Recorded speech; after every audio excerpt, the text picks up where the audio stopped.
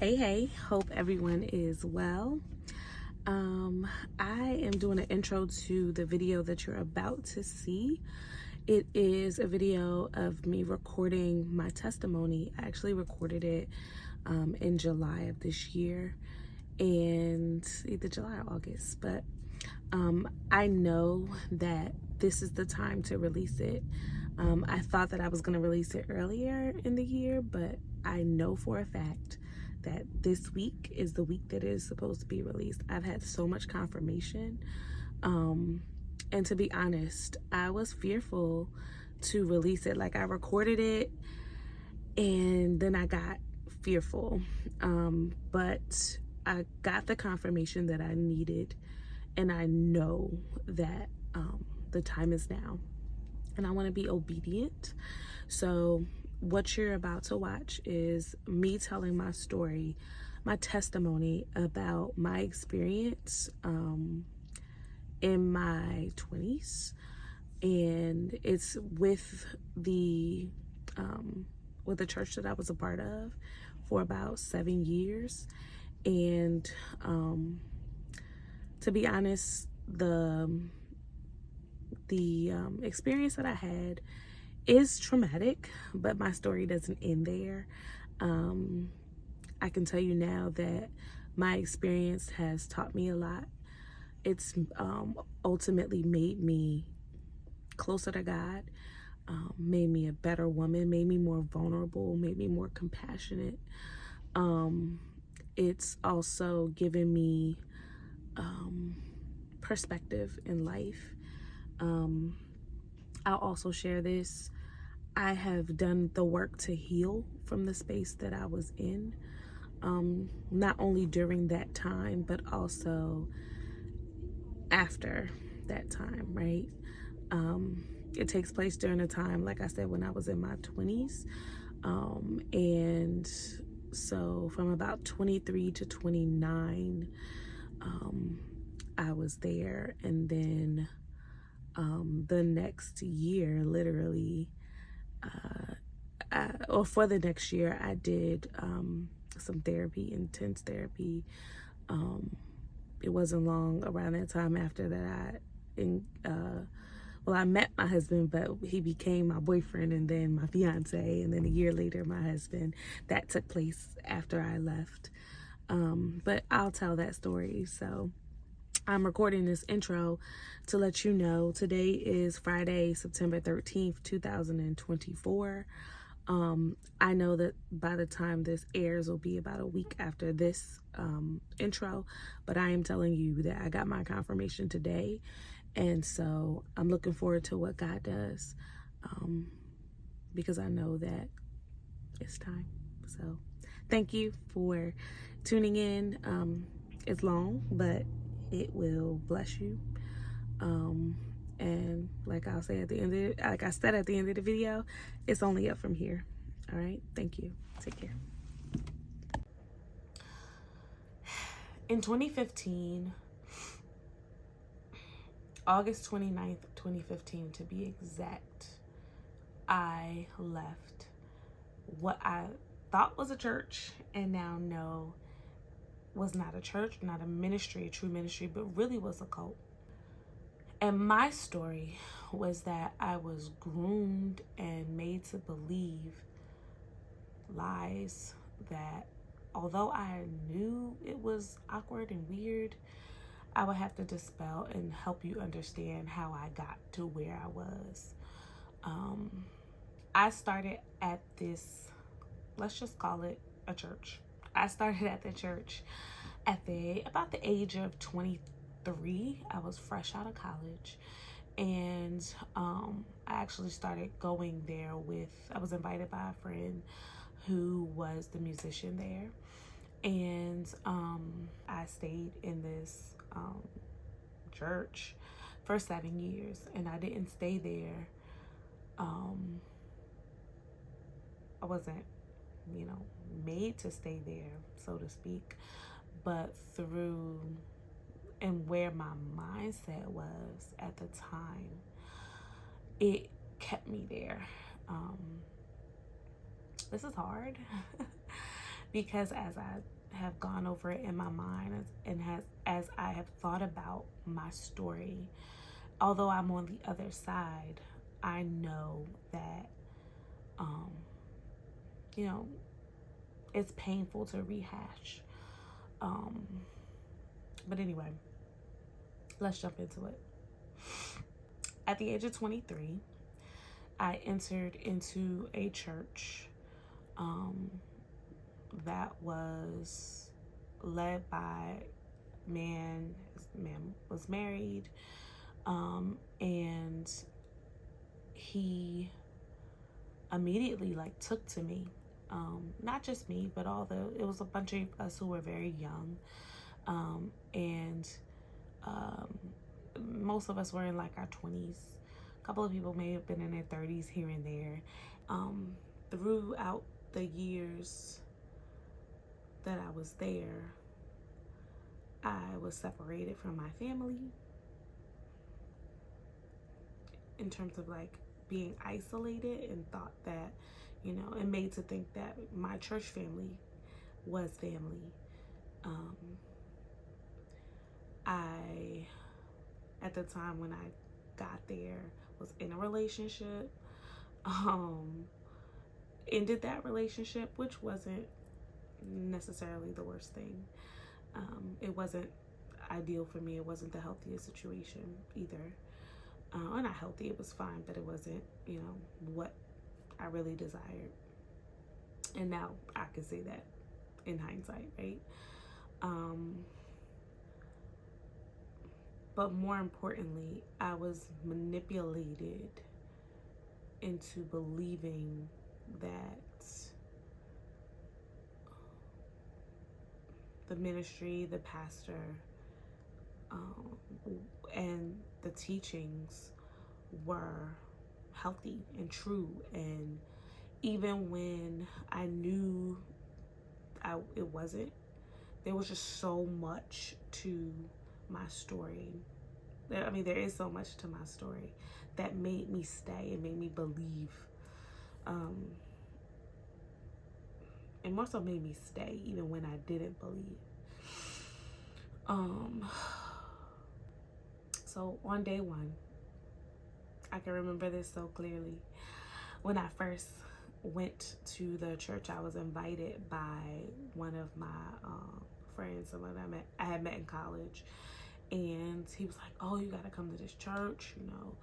It's a lot of young people there. The pastor's really charismatic, and I play the keys there. We're gonna have a great time." So at the time, my best friend and the guy that I was, actually, no, I wasn't dating him yet. I don't think. No, I couldn't have been dating him yet. But the guy, another guy who I knew, I was just friends with, we decided to go. And when we went, we had a great time. We had church, we sang, we did all the things. It's a Pentecostal church.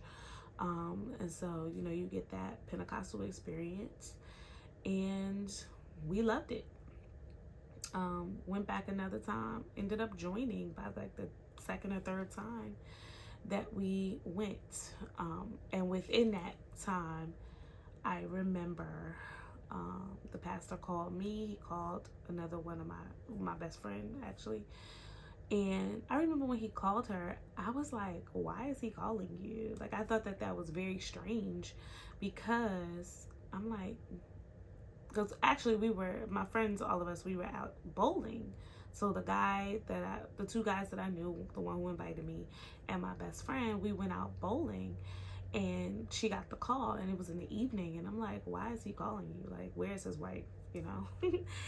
And I remember saying that to her. So I thought that was strange, but I'm like, okay, maybe that's just what, he does. So a couple of, days or so go by. He calls me too. And just talking generally, making, small talk, but developing, I guess a relationship, so to speak. fast forward,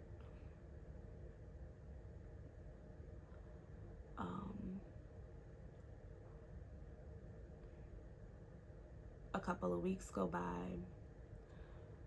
and I have to say, at the time, I'm 23, but I'm not new to church, right? Neither me nor my friend. We're not new to church. We have,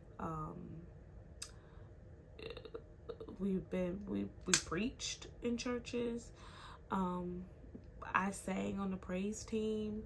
I danced. My girlfriend, she was a preacher. So these things are things that we always did.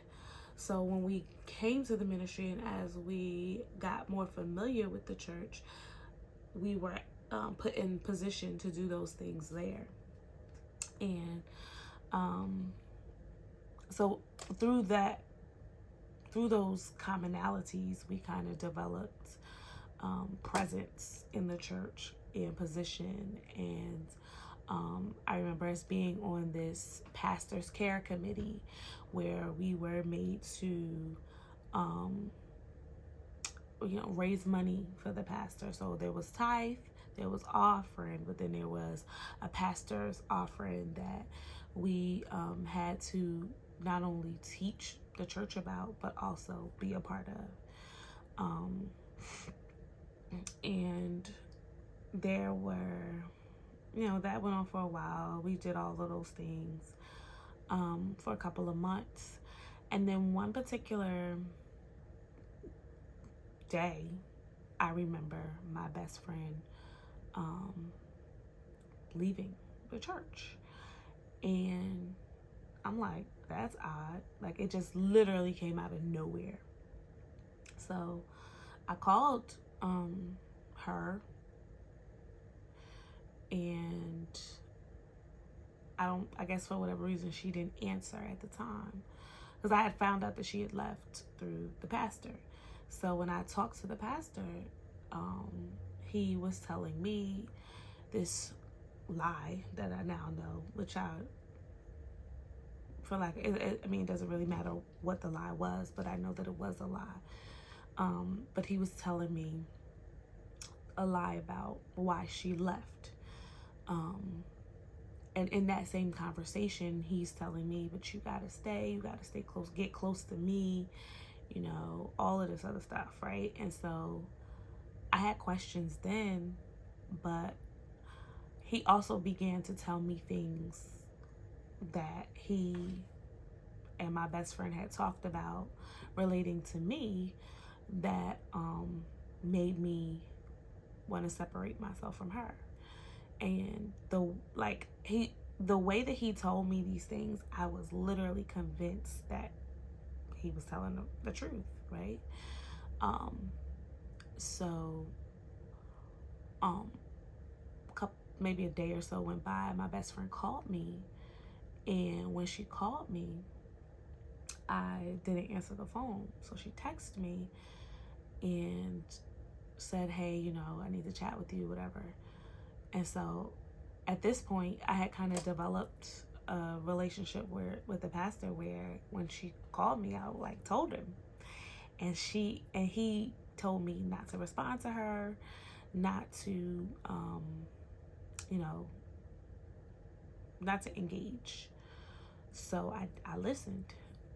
She then wrote me an email, I believe it was an email, just trying to reach out to me and let me know that, she loved me. Whatever I was hearing, whatever I was believing, it wasn't necessarily true. To be careful. And I told the pastor about it, and he was just like, ignore her, blah, blah, blah, blah. I even saw her in the grocery store. And because I had heard so many damaging things, that I was told, I avoided her in the grocery store. But at the time and in my mind, I'm like, shoot, whatever, So her and I ended up not speaking until I left the cult 7 years later. Um, from that time when my best friend left to, I guess, a couple months go by, the grooming ramped up because now he had to convince me that, you know, he was true, he was you know, the real deal, and I guess I believed him. One of the things that he did almost immediately was make me really important. So he started calling me his best friend. His BFF was what I was called. His wife was like even nodding her head with it. Like he just like really, one thing about him is very manipulative. He would tell the same story or the same things, say the same things over and over again, tell the same story over and over again so that you would believe that it was true. And he would say these things across the pulpit in meetings in the church. He would come to praise team rehearsal and just start talking about things that was like he was so in control. And the only way I could describe it is like we were on a chessboard and everybody in the church, mostly women, a couple of guys sprinkled in, but everybody in the church was on that chessboard. You could not go to the mall with one of them without him knowing about it. You know, it was like he was the most important person in the church or in the world at that time. We were given money, but we were taught to give so much money away. And you got to remember, a lot of us lived at home with our parents. We didn't have responsibilities. Matter of fact, the people who did come, who were like a little older, had responsibility. Now that I'm thinking about it, those people didn't last because it just didn't make sense for them to stay. And then when people would leave, he would be like, I mean, they would become public enemy number one. He would dog them out, right? For the most part. Or, you know, just begin to tell their business, tell things about them that we really should not have known. So, as I said, I became like kind of close to him, very, very, you know, he would call me all the time. When I say all the time, I had to keep my phone on a ringer. I ended up like, you know, having a sound that was just for him, because anytime I missed a call, it would be like issue. And he wasn't like dogmatic in the beginning. It wasn't like, you know, why you ain't answer my call? It would be like, hey, I called you, you didn't answer. I text you, you didn't respond. And I was like, okay, you know, in my head I'm like, so like, you know, because I just didn't really have the investment in that time. But over time and through manipulation, he made me like really have a fear that if I didn't answer his calls, it was a problem, right? Obviously that didn't happen in the beginning, but it ended up happening later down the line. So within the next, I guess, year or so, the grooming like really continued, really ramped up. Because I was, you know, in a position of like in the church, I was on the praise team. I was, you know, dancing. I was doing all kinds of things. He then later made me an administrator, the administrator of the church. So I was like being called upon all the time to handle different things, write letters, do this, do that. And I want to say it's important to know that we were a part of a body of churches, but we never fellowshiped with anyone. So although there was like a governing body, so to speak, we were very isolated. And at the time, I didn't see it as a red flag, but clearly it's a red flag, right? One of the things that I know to be true is he harped on my vulnerabilities. So I need to tell you a little bit about me. Like I was a straight A student, you know, did all the things, right? Checked all the boxes. I think at the time at 23, I just graduated from college. I may have had think I was starting to work in my profession at the time. I don't even think I had gone back. I don't remember if I had a master's degree yet, but I was, studious, right? Um, Not only that, I had my own car. I had a good paying job. Um, I still lived at home, but I was mature. Um, and so I wasn't like an idiot, right? Still not. But I did have holes. I had vulnerabilities. I didn't realize it until much later. But hindsight is 2020. I now understand how mentally I was in a position to be taken advantage of, right? And I don't apologize for that because that's life, right? We all have things that hem us up. But him being, who he is and a narcissist and, a manipulator, he definitely harped and sought out those things, not just in me, but in everybody. Again, hindsight being 2020, it's clear as day that all of us on that chessboard, his wife included, um, were manipulated.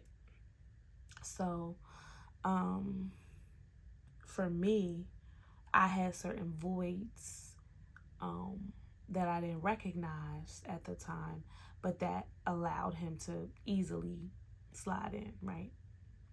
So, bringing me close to him, it filled a void for me because, and I didn't notice until later, much later when I started to do my healing work, but my dad and I were very, very close. Like me and my dad, two peas in a pod, right?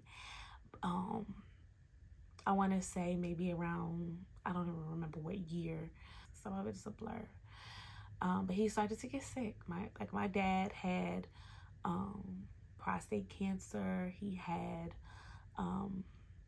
other sicknesses, illnesses that um, you know he had to prioritize. And so in doing that, our relationship kind of shifted. It wasn't until much later, like I said, on my healing journey, when I talked to my dad about what I felt was just a separation. He's the one who told me, like, Michelle, you don't remember? I was sick. I became sick, and so I didn't want you to see that, right? And of course, it broke me then. But you know, thinking through how I got to that place, that was it. That was my spot of weakness. So he filled that spot the pastor filled that spot by pulling me close to him, by giving me a sense of being a daughter, and it was in that space that I became like an open book, like between that and just the other manipulative ways that he had. He had my money, right? He had my mind. It just spiraled out of control. So we went to Tampa, Florida. This was coming into the end of the first year. We went to a conference, church conference, and not just, so it was myself, a bunch of other people. I think it was maybe like, I don't know, let's say 10 of us total. His wife went, a couple of women. I don't remember, but I want to say maybe at least one guy went. And so we went on a church trip, right? I remember getting a text that was like, hey, come driving with me. Let's just, drive around. And I'm like, okay. I thought it was kind of weird because I'm like, what you doing? Like, what you mean? Like, where your wife at? It was kind of my question for a while. And I, again, in the mindset that I was in, I'm like, okay, whatever. And because, you know, I'm his BFF and all that, right? So I did. So we driving around. We go see the stadium, Buccaneer Stadium at the time. I don't know if it still is. We just driving around town in the car that was rented, right? It's like a van. And we're talking. I don't remember what we were talking about. We were talking. And we pull up to like a spot.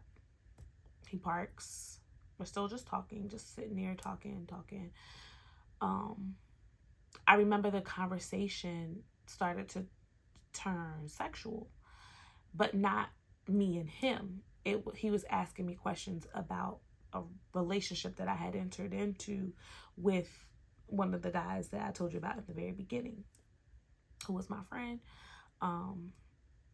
We had a relationship. So within that year, I entered into a relationship with him, but was made to see by the pastor that he wasn't the right guy. And that was another experience that I had in that time frame that helped me to realize that, oh, he may have some validity, right? Because he truly, like the guy, my friend, truly wasn't a good guy for me. Like he was just not, like he was a cheater, kind of, or he just had like, you know, eyes over here and over there.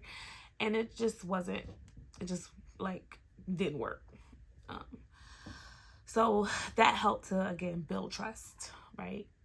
So he was asking me questions, sexual questions about me and the guy, and I was answering them. You know, I'm grown, you know, whatever. And I don't remember how we exited the conversation, but I remember getting back into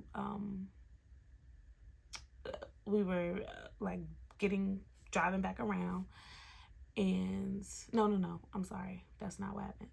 I remember at the end of, you know, I don't remember how we exited the conversation, but I do remember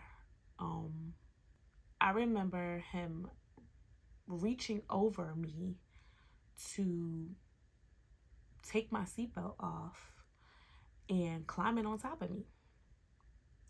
And in that moment, I'm like,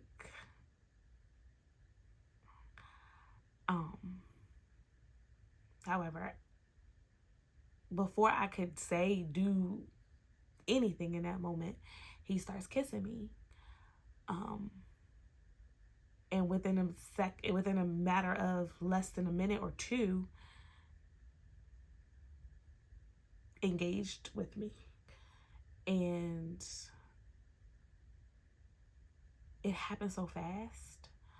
I didn't stop it. And I believe I didn't stop it because so much had already been like put in me to know to not stop it. Like we had not to know to not stop it. So much had already been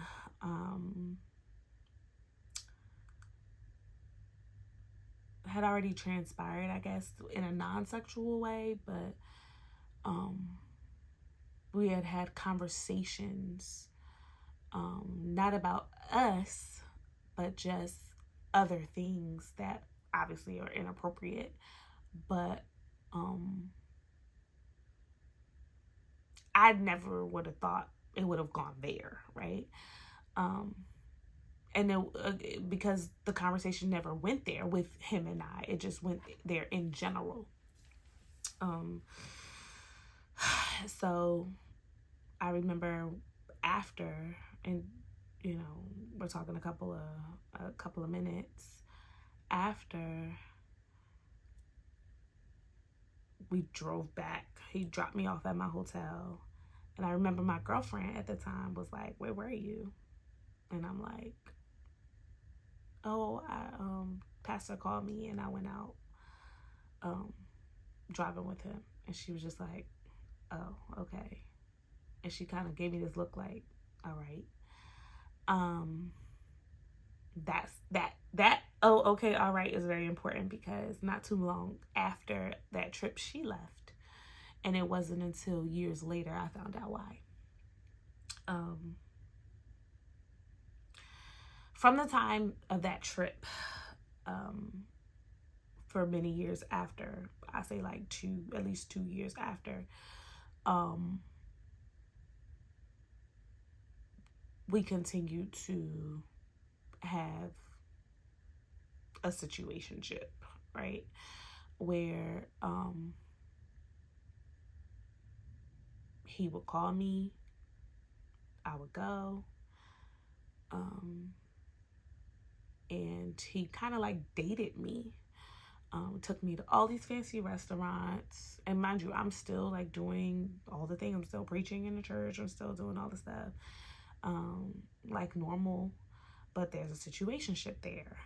Um, like I said, he would date me. We went to all these different restaurants, 5-star, 4-star, 5-star restaurants. There were hotels. There were all the things.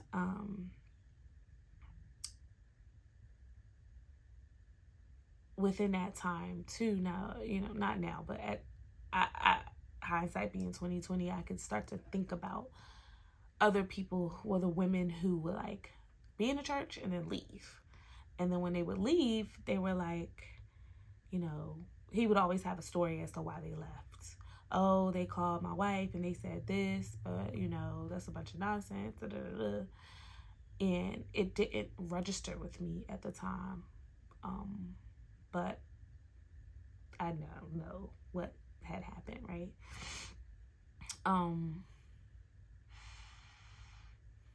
So a couple years go by. For the most part, he's kind to me, you know. Even when I would like do something wrong in the church, it was like he would tear me down and then build me right back up. Tear me down in public and then call me and build me up in private and take me out and this and that and buy me gifts and do all the things, right? With my money, because I'm pretty sure, because he didn't work. So the money that he was using was from the church, from people in the church, myself included. I gave thousands of dollars directly into his hands. So a couple years go by. Of course, more women are joining, more people are joining. He's, and as they would come, it was almost like say someone came to the church to visit, right? A friend of a friend. He would be like, "Oh, how did this person enjoy the church? Do they like it? Da-da-da. Like, have them come back, have them this, have them that." And he would develop a relationship with them and then suck them in, right? And although I know many of those relationships or people he had sexual relationships with too, I can't say it was all, but I do know that he used their vulnerabilities to suck them in, right, and to keep them there. I remember when also remember when it started kind of crumbling, right? So fast forward a couple of years, one of the key moments that I can remember really starting to peel my scales is as certain people started leaving, like people that I had developed relationships with. And not only that, before that, like certain questions that, he would ask me. He asked me to, do certain things sexually with other. I remember him asking me, "Who do you like? Who could you see yourself sleeping with in the church?" And I'm like, "What? Nobody."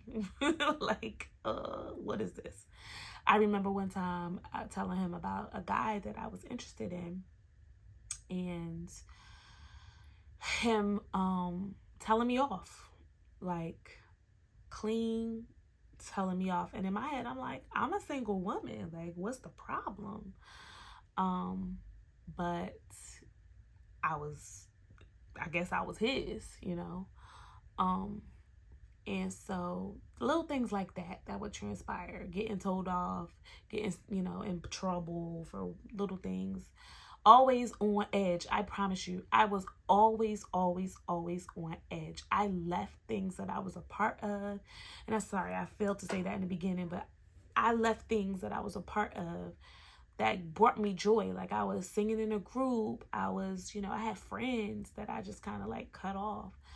I was working in a company that I really, really, really enjoyed, that I cut off for the church, right? I was a part of a lot of different things, and I cut all of that off, over time. So, imagine being isolated, like, not having anybody to really talk to about what's going on. Like, my mom, and even my family members, they knew I was in the church, and they would visit from time to time just to kind of, see what was going on. But it seemed normal, like, because he knew they were there, so it would be like, it wouldn't be no weird stuff happening. He wasn't saying nothing kind of crazy. He would make jokes. He would just kind of like be normal, charismatic, kind of like what I saw when I first came, right? So it certain red flags, as I said, started to pop up, and the scales started to fall off my eyes, but I still stayed there because I was still kind of, under on the chessboard. I still also was involved in the work of the ministry. So, it was very just like convoluted. But I also remember not feeling good about being cursed out, being, told that I was all kinds of stuff, like, oh, you're not good for nothing but laying on your back. Oh, your ideas are stupid. I would have ideas about certain things and be told that my ideas were stupid, and just like really torn down at my core. And as I was saying, as certain people started leaving, it started to kind of open my eyes. As I also saw how he treated other people, it started to open my eyes. Both how he treated people well and how he treated people bad. Obviously, how he treated people bad was like, whoa. But I was also paying attention to like how he was treating other people good, like other women good too.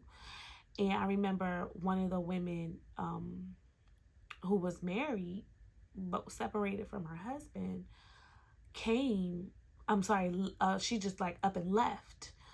And I'm like, what is going on, right?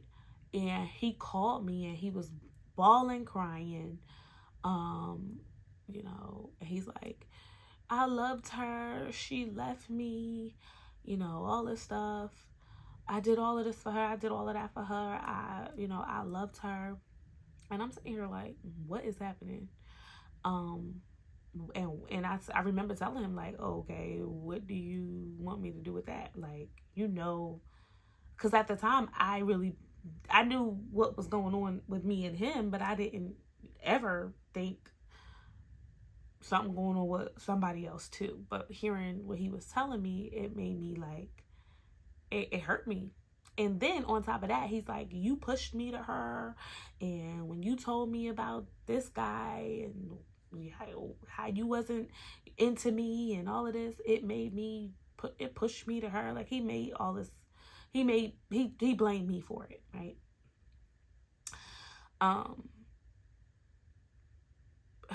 So I knew that was like from the time that she left. I think maybe like 2 months or 3 months later at the most, I left too, right? So very short, I'm out. Maybe even shorter. I started to see that I wasn't the only one, obviously. And I remember just being very tired of the abuse, the verbal abuse that I had endured, the sexual abuse, the spiritual abuse that I had endured. Um, and I was done. And so in the next part, I'll tell you how I left because my phone is dying and I need to charge it. But I'll tell you how I left and move forward from there. So thank you for listening. Thank you for allowing me to be vulnerable. But part 2 coming. Okay, so hey, I am back. And in part 1, I told you much of the my testimony in terms of like the things that caused a lot of trauma in my life. I try my best to share what I could remember clearly even as I started looking at it. There's so much that I left out, and please, if you have questions, just ask. But more than anything, I am not sharing this to um for defamation in any way. I am sharing this because I know that I'm not by myself. I know that there are so many people in this world who have had, if not similar experiences, find some alignment. And more importantly than that, um, I want to help you to understand that there is so much on the other side. Yes, you will have to do your work to heal, but there is so much promise on the other side of healing. Um, and your purpose is connected to what you went through or what you may currently be going through, depending on where you are as you watch this. Um, so, again, God makes no mistakes. And the very thing that you are experiencing in your life, it has purpose.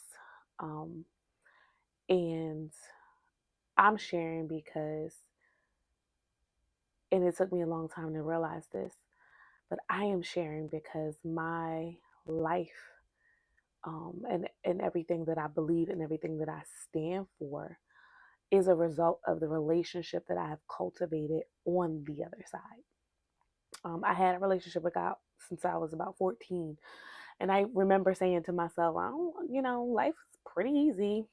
I don't really go through much. And I remember the old people used to say, keep on living, keep on living. I had no idea that, I would experience what I experienced. But, you know, I'm grateful because, um, you know, I can truly say that my understanding, my trust, my faith, my belief, my drive is connected to, in many ways, being on the other side, right? So I think in part 1, I ended telling you I was starting to tell you about my exit. So it was on a Thursday.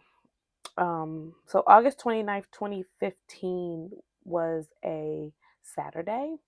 So the Thursday before that, which would have been the 27th, um, I remember sitting on the couch in my parents' house, and I was like laying on the couch, right? And I remember something just dropped in my spirit that was like, look up spiritual abuse. Now, I got to say this, the day before, I remember bawling my eyes out, just like crying, crying, crying so much because I was so heartbroken. I was so hurt. I was so broken from all that I had just been through. And I was hurt. Like I was really, really hurt.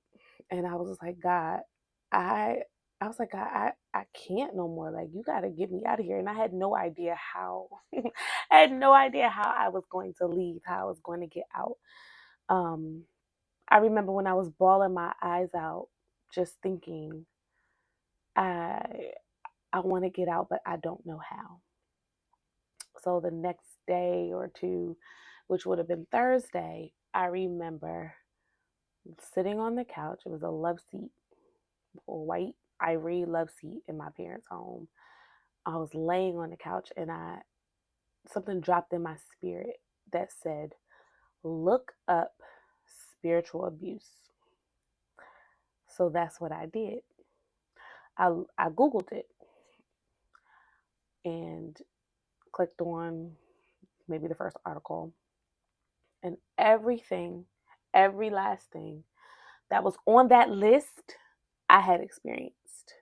Every last thing that was on that list, I had experienced. Um, and it broke me. But I also, something in my spirit registered that it was now or never, go, you know? And so I called my girlfriend who had visited the church a while back. And I remember when she visited, she was like writing all these notes. It was her and one of her friends, but she was writing all these notes and, seemingly engaged. Um, and I remember that night that she visited, she called me and she was like, do you like it? Do you like your church? And I'm like, yeah, because we were taught to, big up our church, never say nothing bad about your ministry or especially your pastor or nobody in the church. Like, you don't let nobody talk about your pastor, right? So I'm like, yes, I love it here, and in my mind, I'm like, yeah, um, try to convince her that it's great, right? So she was just like, okay, I'm gonna pray for you. I'm like, all right. Like, I kind of dismissed it, but it still kind of, you know, weighed in my spirit, so to speak. And that may have been a couple of weeks before this day, right? Which I'm so grateful because God created a door, and I didn't even know the door was being created for me. But anyway, so when that when that dropped in my spirit to look up spiritual abuse, I looked it up, read it. Everything that was on it was what I had experienced. She was the first person I called. And I was like, hey, I need to talk to you. No, I need to talk to you today. Like, we need to talk.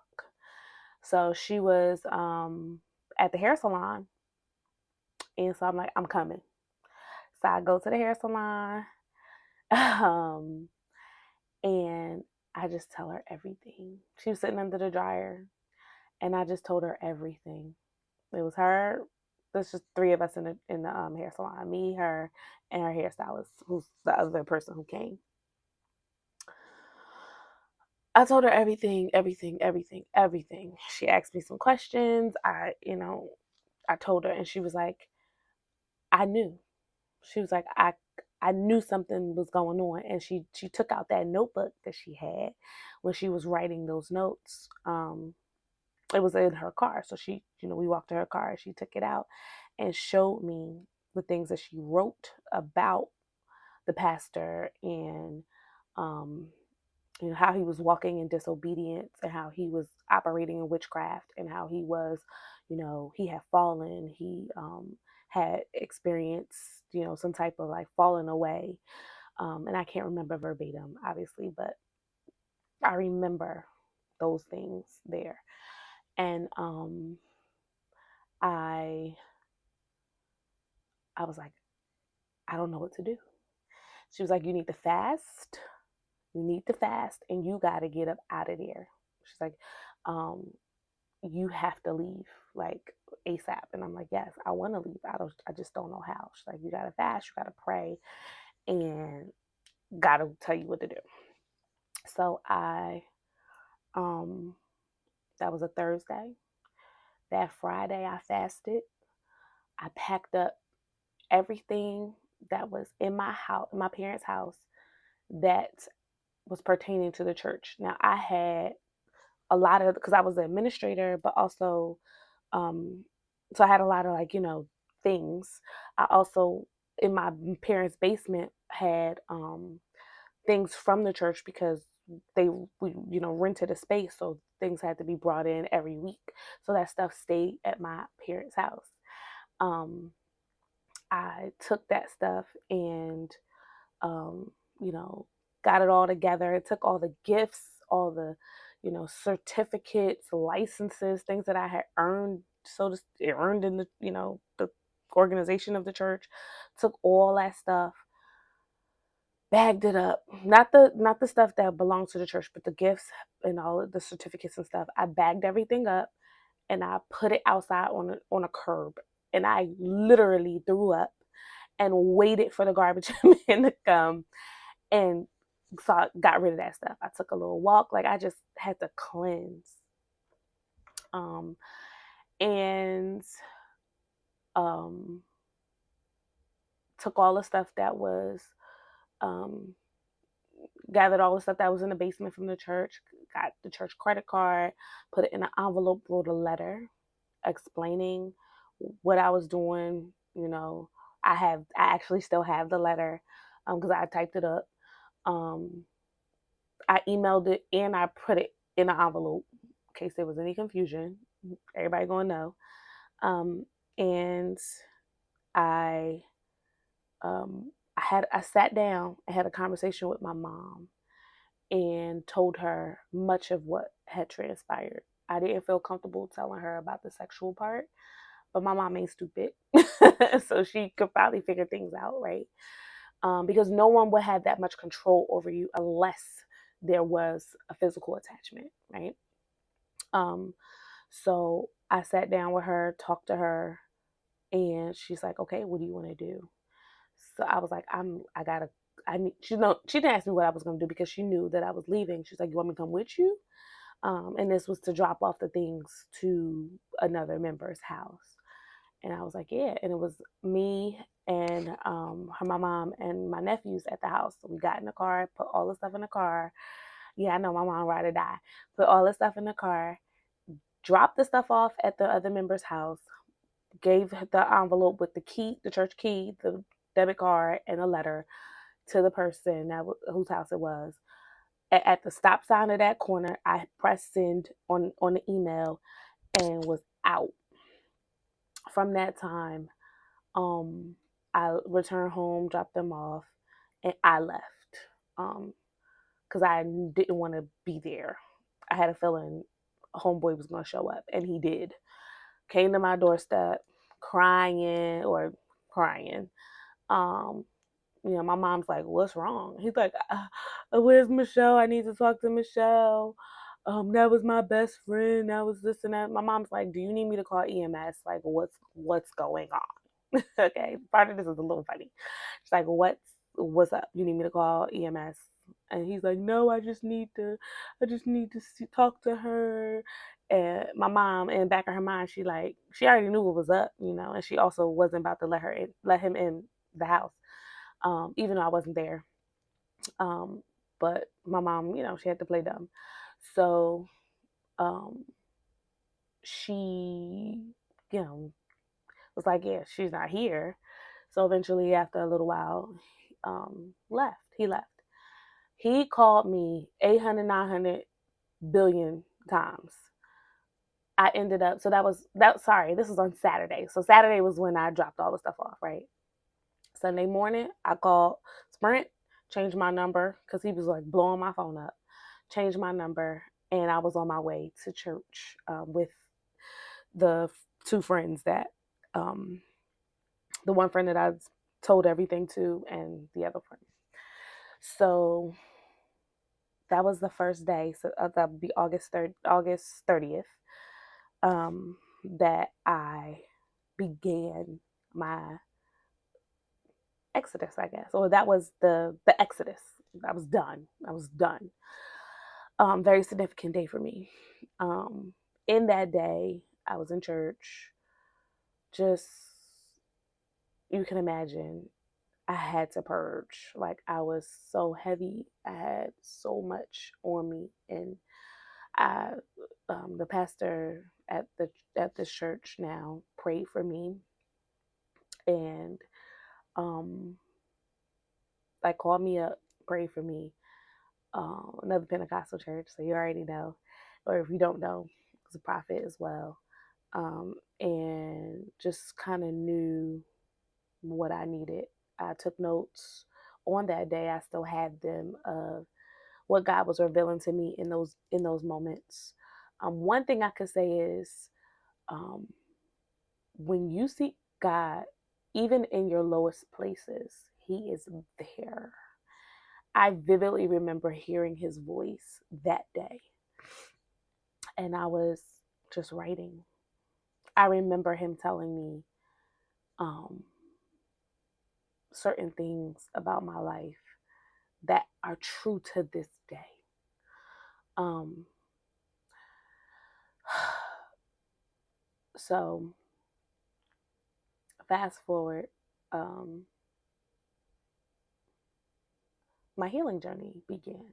So when I left um, my parents' house that Saturday, I stayed at another friend's house. I didn't return for a while because I just needed a break. It was this friend who then who I unloaded on. Oh, I'm forgetting a very important part. So one of the things that transpired was there was a car that was registered to me but belonged to the pastor. He registered it in my name because he had an out of state license, and clearly, child, it wasn't hard to do. So I in the letter wrote that he had 2 weeks, 14 days to return my license plates to me, or I was going to go to the police. So when those 2 weeks expired and I still did not have my license plate, I went to the police department. Let me show you how God works.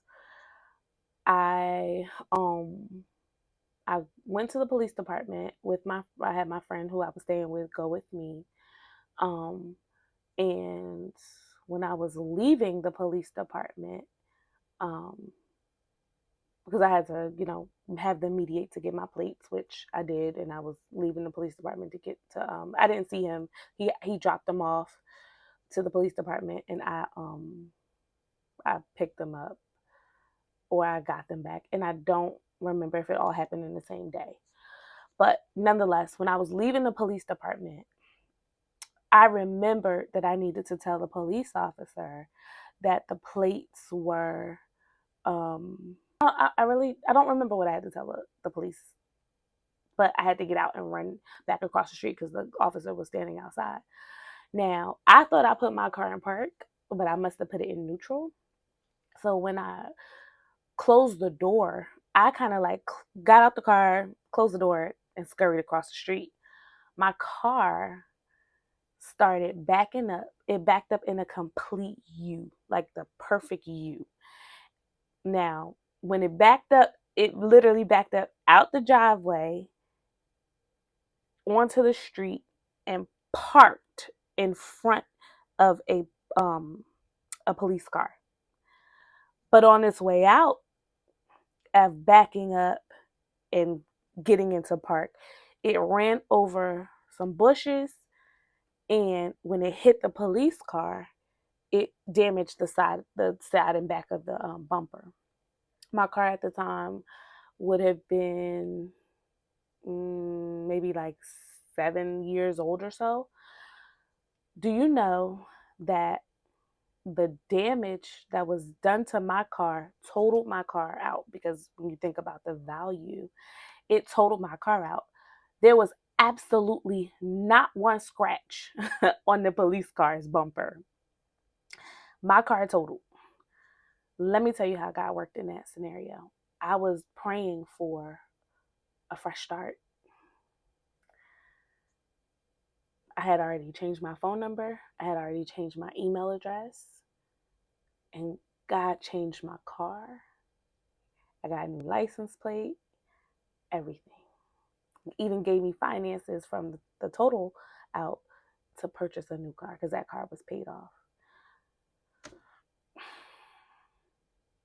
Don't tell me about my God. So And not only, I mean, there's so much more I could tell. I could tell you how the day that I went to the church with my girlfriend, my two girlfriends, and on August 30th, 2015, got prayed for, all of that. That my husband, my now husband, was the drummer of that church. I didn't meet him then, but that's when he saw me. Um, so yeah, um, there's there's there's a lot in the timing and the just the how awesome God is. Um, so the friend that I was staying with, he's the one who started telling me about therapy and connected me with his therapist. So I started going to therapy, and I did a year of therapy. During that time, I tried to visit churches, but I was too overwhelmed with emotion and feeling. Like I would feel like if somebody came to hug me, I would have almost like an anxiety attack because I'm like, okay, are you hugging me because you want me to join your church? Are you hugging me because you have some ulterior motive, or are you genuine? With that hug. So it took a toll, and I remember sitting in my car in front of my parents' house saying, God, I just want to be normal again. Like I just want to be normal. I want to have like I was so traumatized by everything that had happened, and I just remember praying for normalcy. A lot of tears, a you know, lot of reflection that has taken place, and I could, share more about that. But it took a minute to get here. I remember when my husband and I were dating, um, and he's a drummer, right, of a church, amongst other things. But you know, it was kind of hard for me to go to church, because I just had so much baggage, and I had been in therapy a little bit to kind of start to unravel that. It was in therapy that I really understood how I got there, how I became so vulnerable, right? So the work that I had done taught me to understand how I entered the vulnerable space because of the void, um, in the you know relationship with my dad when he got sick. Which I now remember it was much younger. I may have been like in my early teens that he had gotten sick. Um, so, um, yeah, there was a lot of work that took place, and work that continues. I remember when I got married, I had to do more work. I had to go back to therapy because I a lot of the like sexual trauma that I experienced and did not even know was there came to the surface when my husband and I were to engage, because the um certain feelings, certain places, certain things, like there's certain things I could not connect with. It would literally give me a panic attack, and I knew that um it wasn't anything that he was doing. It was literally my um my PTSD, my experience. So I wanted to get I wanted to get work done around that. I wanted to get tools to be able to, um, you know, heal in that area. So I went and saw a sex therapist to help with that work. Um, and truthfully, the work was worth it because it helped me to be able to um, just move differently, engage differently, with my husband and just in general, right? Um, so what the devil meant for evil, God truly turned it around for my good. Now, I don't think that's in the Bible, but it's definitely some church vernacular. What I can say is that, as the scripture says, all things, now, for we know that all things work together for good to them that love God and are called according to his purpose. It is the truth. It is my story. It's what I stand on. It's what I believe. Um, Even now, sharing this testimony, which, took a while to share. I'm grateful to be in a place where I can share. I've done the work to be able to share. Um, I know that impact is coming. I know that um, if you stayed around this long, this was for you to listen to, witness, experience, and hear for a reason. And it's up to you to pray, to understand, and discover what that reason is. And if you have questions, or even comments, keep them nice. But if you have comments and questions, reach out to me, because I'm here. I'm an open book. Um, it's about impact for me. I'm very clear on that now. Um, and one of the most important reasons why I decided to share is because, and Sarah Jakes Roberts talks about this in her book, Power Moves, that the power of fear, the power of not being vulnerable, because those things have power. It was preventing me from things like being consistent, from things like being persistent in my dreams and things that I want to do. It was preventing me from just being my most authentic and vulnerable self. And I don't want that anymore. I'm in a space and I've been decluttering, I've been editing, I've been doing a whole lot of like cleansing. I'm in a space where I don't want nothing to get in the way. No pride, no ego, no nothing but the power of God, um to like moving forward, right? And my um me sharing my story is cleansing for me. Um and I know that my life, my life's purpose is so impactful on other people and other women specifically that I gotta be an open book, because the things that I've experienced will help someone else. I'm clear on that. And I'm ready. Um, so if you've been hanging on with me, I appreciate it. I appreciate every listener of the podcast, Progress on Purpose podcast, which was, by the way, birthed as a result of some of the work that I did to heal, right? Go for it, sis. Go for it, sis comes from um, me. It's a mantra um, of me telling myself and telling others um, that the ideas that you have, they're not stupid. The ideas that you have, the things that you desire to do, that business you want to start, that family that you want to lead, that whatever it is that you want to do, like go for it, sis. That is, God gave that to you. And anything that is in your way of allowing you to either be persistent or consistent, I want to remind you that you don't need permission. God already gave it to you. You literally just have to press go.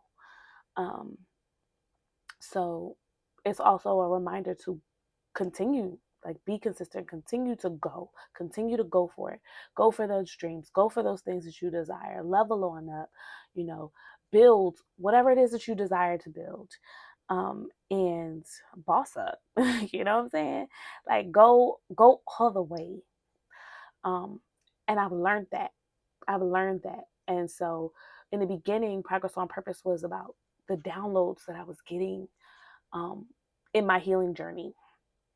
And then ultimately, it kind of fizzled out for a little bit because, I had a couple of kids and whatnot. And then I also was in a space, like I said, where I couldn't produce. I couldn't produce because I was so cluttered. I was so weighed down. But honey, not today. Today is July 29th, 2024. My sister's birthday. Happy birthday. But it's also, honey, it's my birthday too. It's a freeing day for me because today is the day that I understand my purpose.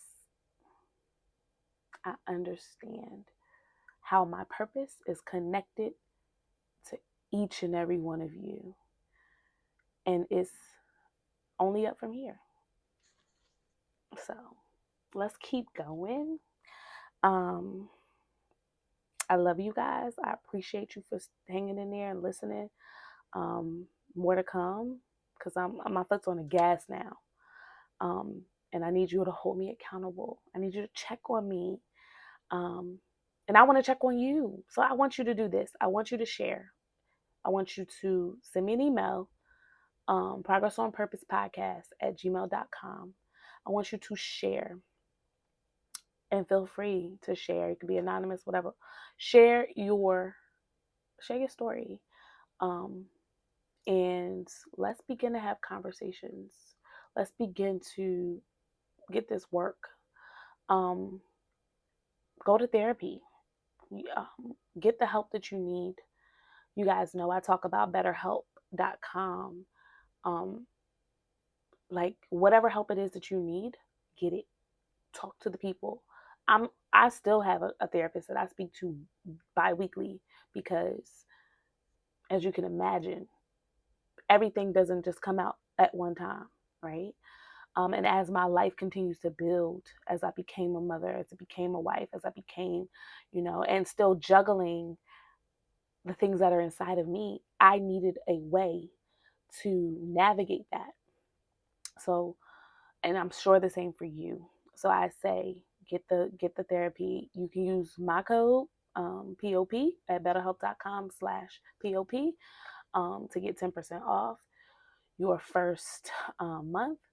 But more importantly, honey, just do the work. Like, commit to it. Um, it's only for your good. Um, so yes, thank you. I love you. I appreciate you. I'm inspired by you, and I appreciate that you've hung in there with me. And it's only up from here. Let's do this. Go for it, sis.